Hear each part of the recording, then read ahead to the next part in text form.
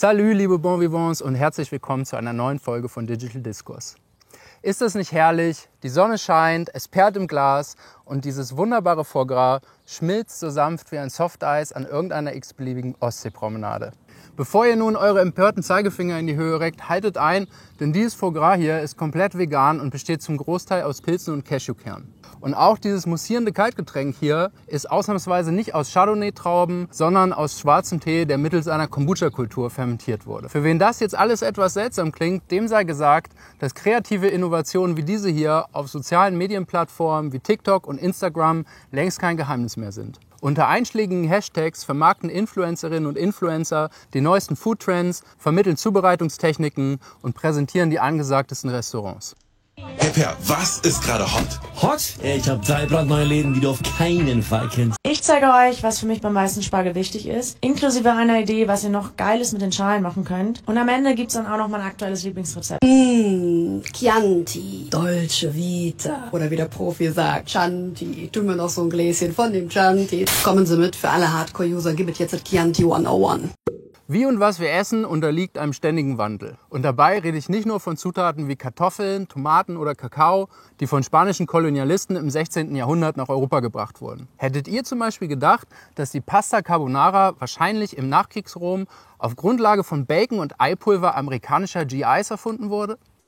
Porco Dio! Und auch andere ikonische Gerichte wie Currywurst, Butter Chicken, Lachs-Maki oder der beliebte Döner im Fladenbrot sind allesamt Produkte des 20. Jahrhunderts. Während es früher vor allem Kriege, Kolonialismus, Handel und Migration waren, die unsere Essgewohnheiten prägten, spielen heutzutage die sozialen Medien eine entscheidende Rolle bei der Transformation unserer Ernährungsgewohnheiten. Dabei ist das Porträtieren von Nahrung keineswegs ein neues Phänomen.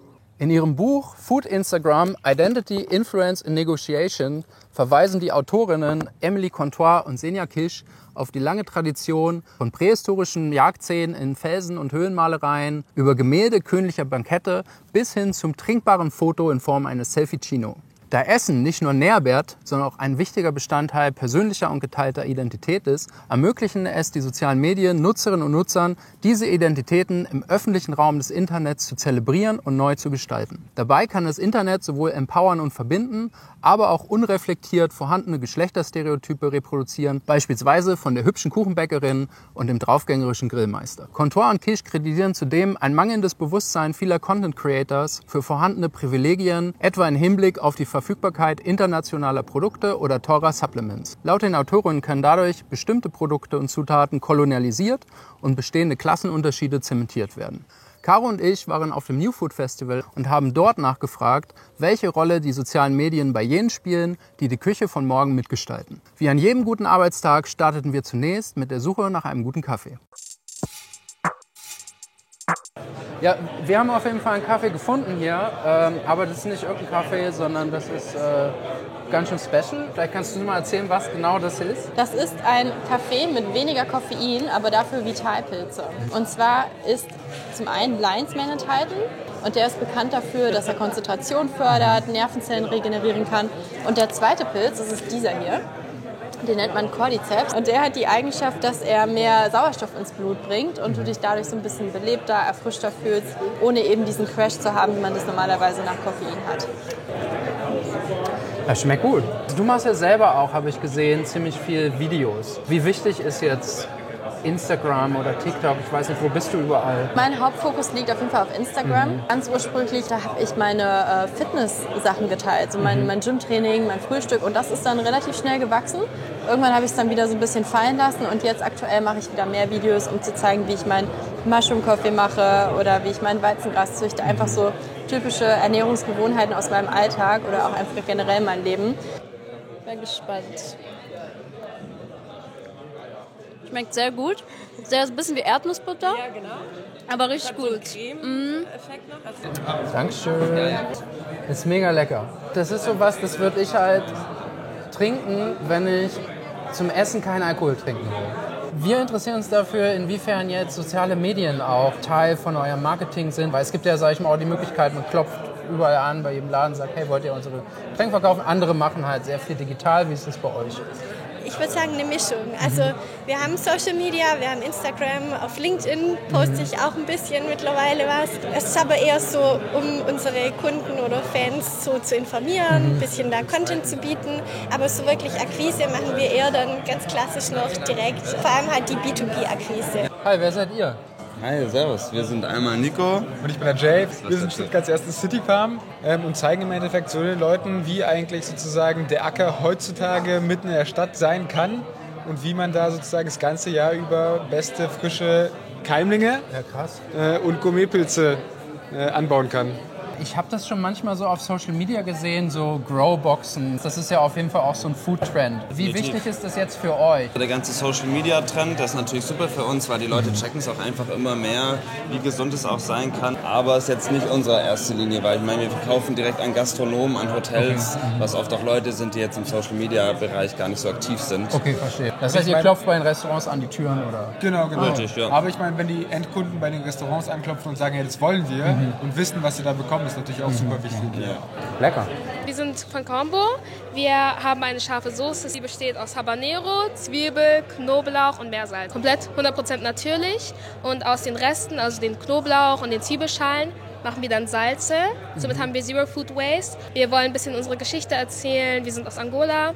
Vielleicht auch unsere Kultur weitergeben, damit man mehr Wissen hat. Bis vor kurzem haben wir alles offline klassisch gemacht. Jetzt wollen wir uns auch ein bisschen mehr in die sozialen Medien trauen. Ich glaube aber nicht, dass man jedem Trend folgen sollte. Zum Beispiel, es gab ja so einen Hot-Chip-Trend, dass man so richtig scharfe Sachen isst und einfach nur im Wein ist. Das wollen wir nicht erreichen. Wir wollen Authentizität weitergeben und wollen nicht, dass unsere Kunden einfach nur weinen, sondern auch, dass sie es mögen. Und das kann man gut auf Instagram teilen oder auf TikTok. Aber ich muss nicht jedem Trend folgen, nein. Schmeckt geil. Auf jeden Fall. Sehr viel Umami.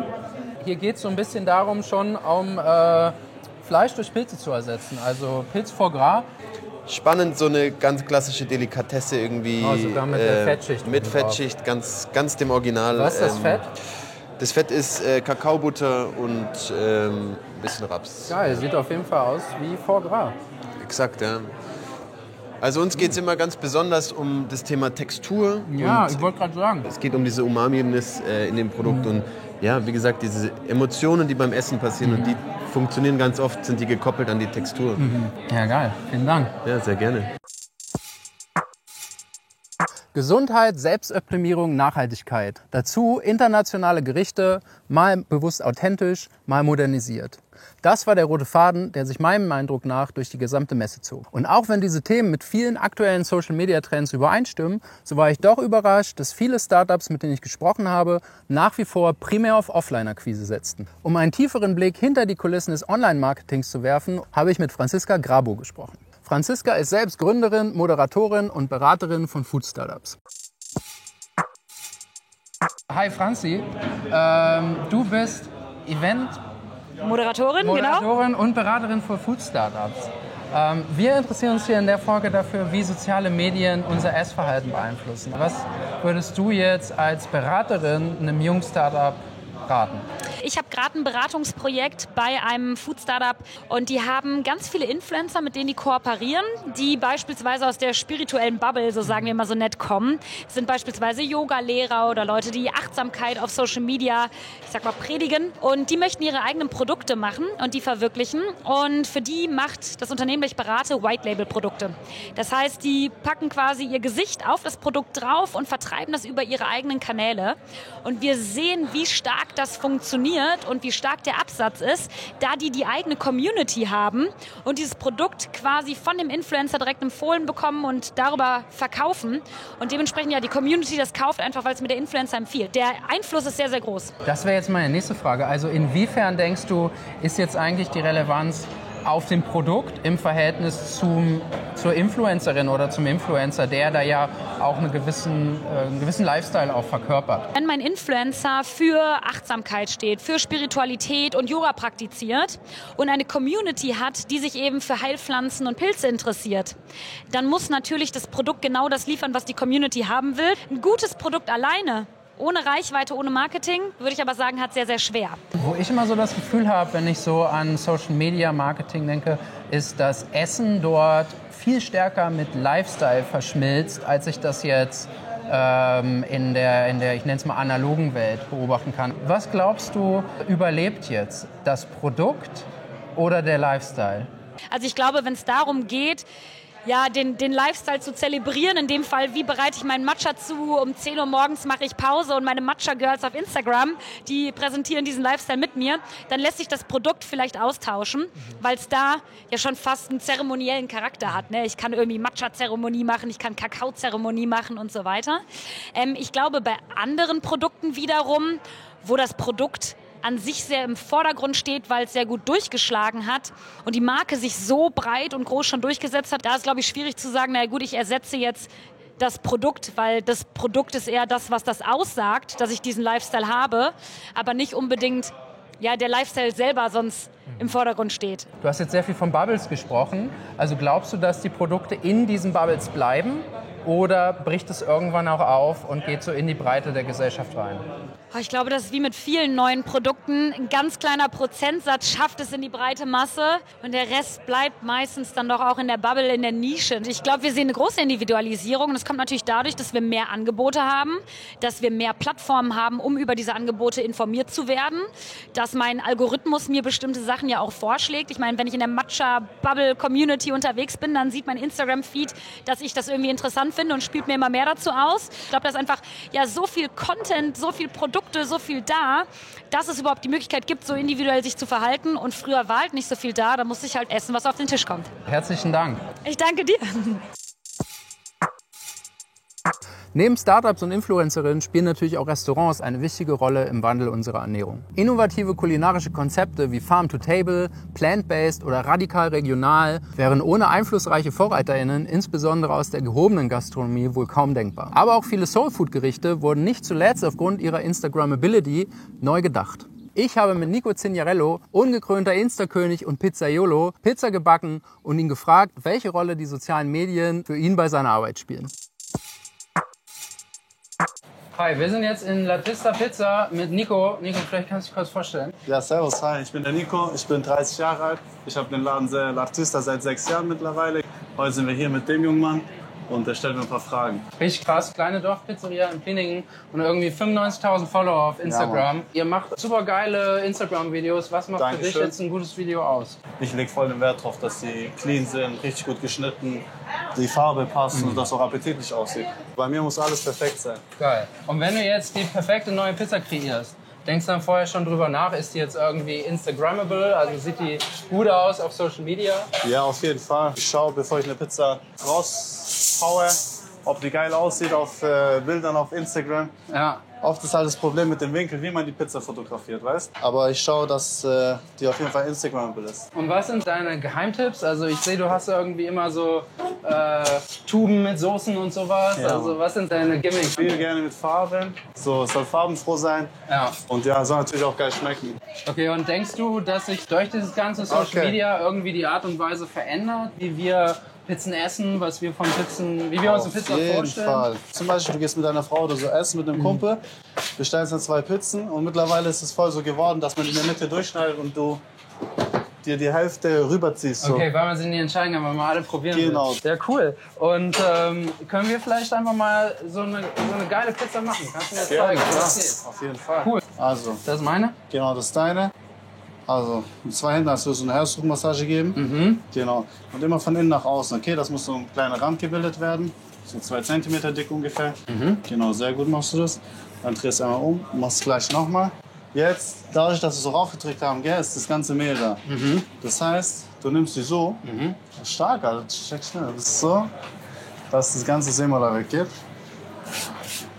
Genau, perfekt. Ja, schau mal. Richtig gut. 200 Tomatensauce drauf, 1 Löffel. So.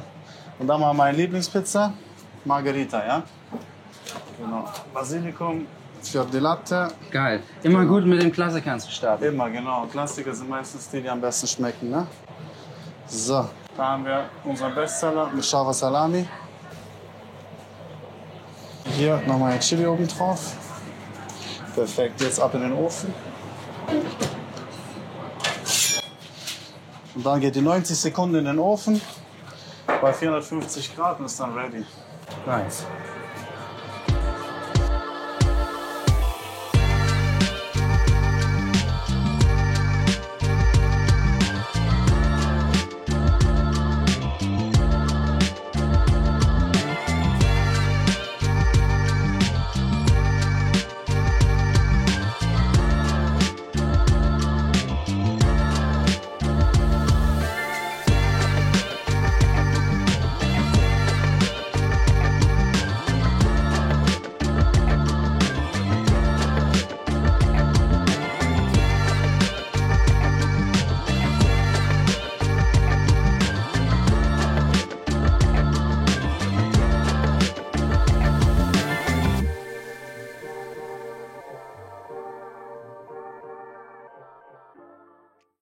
Nico, herzlichen Dank, hat mega Spaß gemacht. Hat mir auch Spaß gemacht. Vielen Dank und Respekt.